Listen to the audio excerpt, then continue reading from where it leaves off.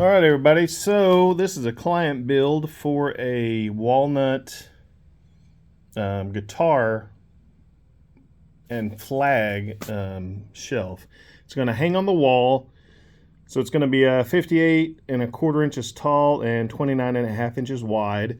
So I need 2 vertical pieces at 58.25, and then I'm going to use the horizontals. Everything's going to be milled down to 3/4 inch solid walnut.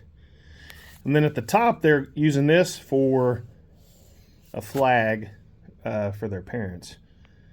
And then I like to mark down my usable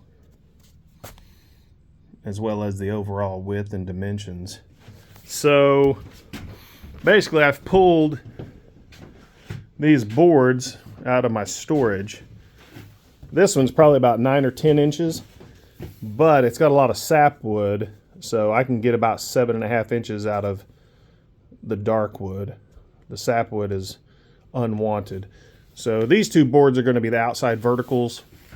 This one's got a pretty nice bow to it, but I should be able to chop it up into 2 or at least 1 of the horizontals, and then I'm going to mill this one. I'm going to mill this one to be some horizontal pieces as well. So follow along. Thanks for watching.